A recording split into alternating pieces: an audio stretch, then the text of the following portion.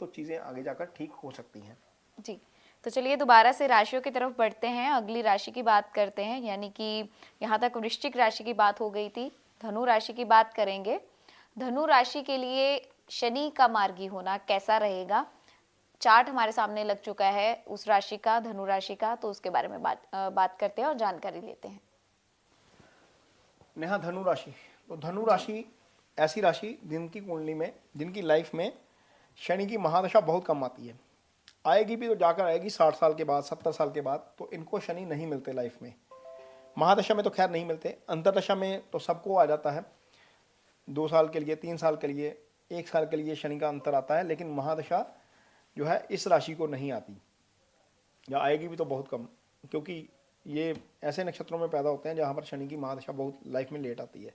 जी तो सबसे बड़ी चीज़ यह है कि यहाँ पर शनि तीसरे भाव में गोचर कर रहे हैं। ये गोचर इनका शुभ है, तीसरे भाव का शनि का गोचर शुभ होता है, तो इनको इसका निश्चित तौर पर फायदा मिलेगा। नेहा, यदि हम गोचर को देखते हैं तो यहाँ पर शनि धन स्थान के स्वामी हैं, शनि तीसरे भाव के स्वामी हैं। तीसरा भाव हम करेज का भाव लेकर चलते हैं, हौसले का भाव लेकर चलते हैं, भाई का भाव लेकर चलते हैं। जी तो यहाँ पर शनि इस भाव को मजबूती दे देंगे, जिस भाव में शनि विराजमान है यह भाव मजबूत हो जाएगा।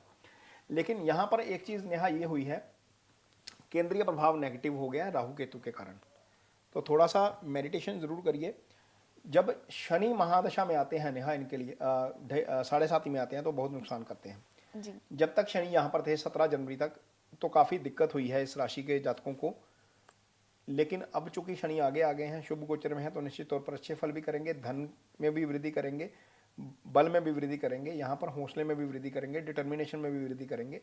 लेकिन वो जो वृद्धि हो रही है उसको सिर पे नहीं लेना। सिर पे मैं इसलिए नहीं बोल रहा हूँ क्योंकि राहु केतु केंद्र में आ गए हैं और चंद्रमा के ऊपर राहु केतु का प्रभाव रहेगा रहेगा केंद्रीय प्रभाव इसको बोलते हैं, दृष्टि नहीं होती है।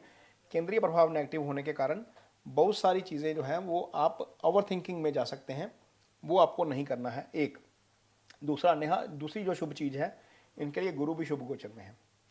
गुरु की 5वीं दृष्टि जा रही है इसके ऊपर, 9वीं दृष्टि जा रही है सीधा राशि के ऊपर, और गुरु की मूल त्रिकोण राशि धनु है और वो अपनी राशि को प्रोटेक्ट कर रहे हैं। यानी कि इनके लिए चीज़ें दो तरीके से अच्छी हो गई, एक तो ये अच्छा हो गया, एक ये अच्छा हो गया, एक केतु अच्छा हो गया, 3 चीज़ें एक साथ अच्छी हुई हैं।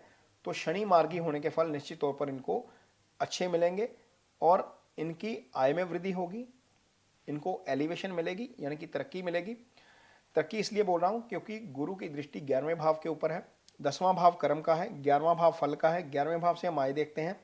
लाइफ में जितनी भी प्रमोशन मिलती है नेहा, भले ही आपके काम में प्रमोशन है, लाइफ में प्रमोशन है, वो सारी वहीं से आती है, तो निश्चित तौर पर आपको वहां पर चीज़ें अच्छी होती हुई नजर आएंगी धनु राशि के जातकों को। जो धनु राशि के जातक सिंगल हैं उनके लिए समय अच्छा है, उनके लिए उनको पार्टनर मिलेगा। पार्टनर इसलिए क्योंकि पंचम के ऊपर से गुरु का गोचर हो रहा है, पंचम से निश्चल प्रेम देखा जाता है। भले ही वो आप शादी के लिए पार्टनर नहीं ढूंढ रहे, आप सिंगल हैं, आपको लगता है कि आपके पास कोई पार्टनर होना चाहिए, लड़का है या लड़की है, तो वहाँ पर आपके लिए कोई ना कोई पार्टनर लाइफ में आ सकता है।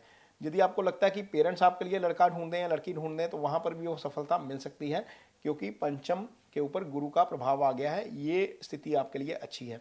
आप मैरिड हैं, आपको संतान नहीं थी, तो राशि के स्वामी पंचम भाव में आ गए हैं, पंचम भाव संतान का भी भाव है, तो संतान भी हो सकती है, ये स्थिति आपके लिए अच्छी है। लेकिन एक स्थिति में थोड़ा सा ध्यान रखना पड़ेगा, शनि की दृष्टि इसके ऊपर है नेहा, पंचम के ऊपर। तो फैसले लेते वक्त एक बार सेकंड ओपिनियन जरूर लीजिए। कोई आपका मित्र है, दोस्त है, कोई फ्रेंड सर्कल में है, फैमिली मेंबर है, तो एक बार ज़रूर जो है वो उसका ओपिनियन लीजिए फैसला लेते वक्त। कोई भी फैसला आपने लेना है, आपने कमर्शियल लेना है, प्रोफेशनल लाइफ को लेकर लेना है, रिलेशनशिप को लेकर लेना है, तो ये एक थोड़ा सा ज़रूर सलाह करिए, क्योंकि पंचम स्टेट ऑफ माइंड होता है। जब स्टेट ऑफ माइंड के ऊपर शनि का प्रभाव है, राहु केतु चंद्रमा को केंद्रीय प्रभाव से नेगेटिव कर रहे हैं, तो थोड़ा सा एक बार सेकंड ओपिनियन लेंगे तो आपको बेटर सलाह मिल सकती है, वहाँ पर चीज़ें आपकी वहाँ पर हेल्प हो सकती है। एक दूसरा, शनि की दृष्टि आपकी कुंडली में 9वें भाव के ऊपर है, ये भाग्यस्थान होता है। भाग्यस्थान के ऊपर जब शनि की दृष्टि आती है तो चीज़ें थोड़ी सी स्लो हो जाती हैं। लाइफ में आप एफर्ट करते हो, आपको लगता है कि कोई प्रोजेक्ट मैंने करना था, उसका डेडलाइन 3 महीने था, लेकिन वो 4 महीने चला जाएगा। आपने कोई धार्मिक यात्रा करनी है, क्योंकि 9वें भाव से धार्मिक यात्रा है, आपकी गाड़ी को रास्ते में प्रॉब्लम आ जाती है, पोल्यूशन का सर्टिफिकेट नहीं लिया था, या आपका इंश्योरेंस सर्टिफिकेट खत्म हो गया था, ध्यान नहीं किया, ये चीज़ें थोड़ी सी ध्यान में रखिएगा अगला 1.5 साल, क्योंकि शनि यहाँ पर देख रहे हैं वो वहाँ पर प्रभाव कर सकते हैं उन चीज़ों को। ये चीज़ आपको जरूर ध्यान में रखनी है। और यदि आप विदेश में भी जा रहे हैं तो विदेश में भी डॉक्यूमेंट्स का जो है वो पूरा ध्यान रखिए। पासपोर्ट के साथ क्या कौन सी लेटर लगनी है, कई कुछ लोग ऑफिशियल टूर के ऊपर जाते हैं, नेहा जी। इमिग्रेशन में आकर बड़ी प्रॉब्लम होती है क्योंकि हमारे पास डॉक्यूमेंट्स नहीं होते। मैं वो इसलिए बोल रहा हूँ क्योंकि राहु 12वें को देख रहे हैं, शनि 12वें को देख रहे हैं। वो 12वां भाव खर्चे का भाव है, अननेसेसरी खर्चे भी हो सकते हैं। निश्चित तौर पर आय में वृद्धि होगी, लेकिन अननेसेसरी खर्चों पर कंट्रोल करना आपका काम है। कुछ खर्चे ऐसे होते हैं जो सडनली आ जाते हैं, वो हमें करने पड़ते हैं। जैसे सडनली कोई फंक्शन आ गया, सडनली कोई प्रॉब्लम हो गई, फिजिकल प्रॉब्लम हो गई, बच्चे को हो गई, वहाँ पर तो हम कॉम्प्रोमाइज़ नहीं कर सकते। लेकिन कुछ खर्चे हम खुद ही बढ़ा लेते हैं, यार पैसे आ गए हैं चलो कार खरीद लेते हैं, महंगा मोबाइल खरीद लेते हैं। वहाँ पर खर्चे इस तरह के आएंगे। इनकम ऑब्वियसली बढ़नी है तो खर्चे आएंगे।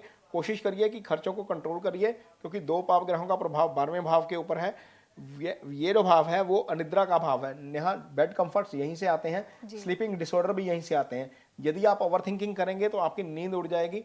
वो चीज़ आपको ध्यान में रखनी है। ओवर थिंकिंग मत करिए, मेडिटेशन करिए, पॉजिटिव रहिए। शनि का प्रभाव आपके लिए अच्छा है।